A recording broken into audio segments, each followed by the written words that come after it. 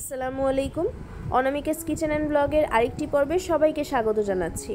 আজকে চলে এসেছি আপনাদের জন্য ইন্ডিয়ান স্ট্রিট ফুডের আরেকটি পর্ব নিয়ে। আজকে তৈরি করে দেখাবো ইন্ডিয়ার বিখ্যাত একটি খাবার, যেটি হলো গোলগাপ্পা। আমি কিন্তু ইন্ডিয়ান স্ট্রিট ফুডের কয়েকটি পার্ট করেছি, আর প্রত্যেকটা পার্টই কিন্তু আমার চ্যানেলে আপলোড করা আছে, আপনারা চাইলে দেখে নিতে পারেন। তাহলে বেশি পকপক না করে চলে আসলাম মূল রেসিপিতে। স্ট্রিট ফুড তৈরি করার জন্য মানে গোলগাপ্পা তৈরি করার জন্য প্রথমেই তো লাগছে গোলগাপ্পার এই ফুচকাটা। তারপরে এখানে আমি নিয়েছি পুদিনার যে চাটনি, সে চাটনিটা। তারপরে হচ্ছে তেঁতুলের টক পানিটা নিয়েছি, ডাবলি নিয়েছি, সেদ্ধ আলু নিয়েছি। এখন প্রথমেই একটি ফুচকার মধ্যে ডাবলিটা ঢেলে দিলাম, আর এর মধ্যে দিয়ে দিলাম সেদ্ধ করা আলু। এখন এর মধ্যে দিয়ে দিব হচ্ছে তেঁতুলের যে চাটনিটা আছে, সে চাটনিটা।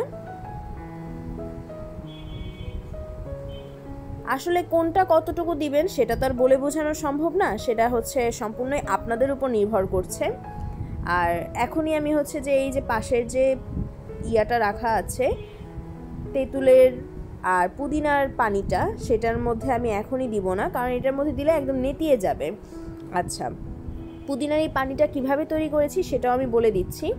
পুদিনার এই পানিটা তৈরি করার জন্য আমি কাঁচামরিচ, পুদিনা পাতা, ধনে পাতা আর হচ্ছে তেঁতুলের কাঠ সবগুলো একসাথে ব্লেন্ডারে ব্লেন্ড করে সামান্য একটু লবণ আর বিট লবণ দিয়ে তারপরে এটাকে পরিবেশন করেছি, আর সামান্য একটু ডাবলি দিয়ে দিয়েছি।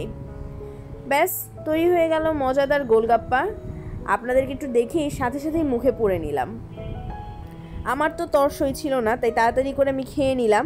আপনারাও কিন্তু চেষ্টা করবেন বানিয়ে সাথে সাথেই খাবেন, বানিয়ে রেখে দিলে কিন্তু একদম নেতিয়ে যাবে, খেতে আর ভালো লাগবে না।